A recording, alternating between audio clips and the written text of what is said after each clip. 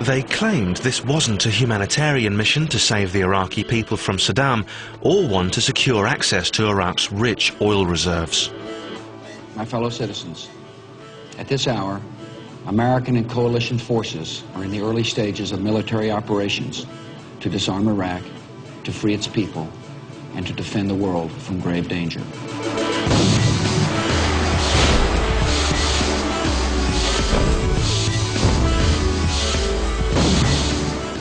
The president stood before the world and presented an intelligence report from the CIA that proved Saddam had weapons of mass destruction and that he was intent on using them. Fast forward 2 years, and we all now know that no weapons of mass destruction have ever been found in Iraq.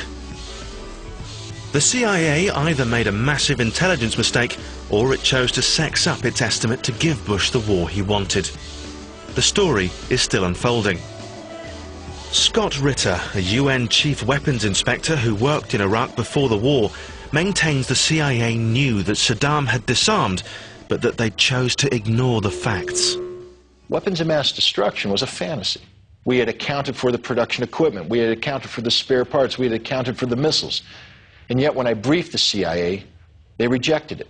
They said that our work was flawed because it relied upon statements made by Iraqi officials that couldn't be trusted. The CIA said there were up to 200 missiles left in Iraq. We found nothing. It didn't matter what the facts were. They had no intention of allowing the inspectors ever to determine that Iraq had complied with its obligation to disarm. The CIA turned to weapons expert Robert Gallucci to analyze their intelligence for them. I thought that there was a very good case, even a conclusive case, that Iraq had regenerated its programs in chemical weapons and biological weapons. I came to that conclusion, I think, based on assumptions about Iraqi intentions. Saddam was still there, capabilities, scientists were still there, time, opportunity, been 4 years without inspectors.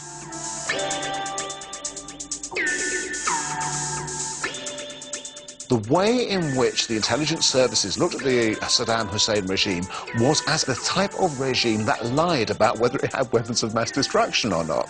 Consequently, they interpreted almost every bit of information which seemed to suggest that he might have as being information showing that he did have. They didn't have somebody inside their regime at a high enough level who knew exactly what the truth was. And it was all satellite images. It was all guys who'd escaped 10 years earlier. The information wasn't new enough. The information wasn't hard enough.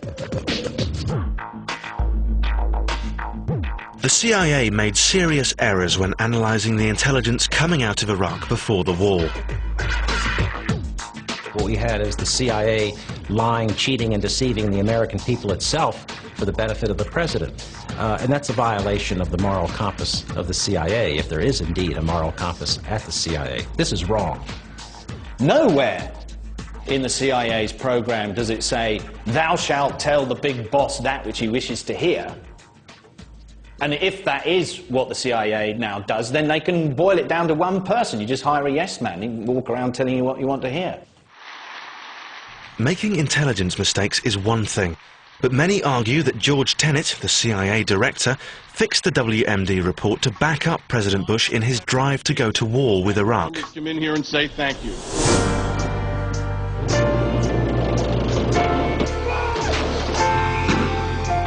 There's no way the director of the CIA could have believed any of the intelligence information they had out there that there were weapons of mass destruction in Iraq. If he believed it, he was incompetent. The whole world now knows how massively the CIA got it wrong on WMD. Trust in the CIA is at an all-time low. The next time any Western politician says, "Believe me, I've got these really cool secret documents that say that there's a bad guy out there and we've got to go get him," I mean, he'll be out of office the next day. I mean, it's now the most comical lie you can tell in politics. Even people with goodwill say, yeah, look, everyone agreed he had WMD, but you still made a mistake Why should we believe you this time? Whether this time is North Korea, whether it's Iran, whether it's something around the corner that they're trying to look at that's going to come up and bite us, whatever it is, people are going to be even more skeptical than they always have been.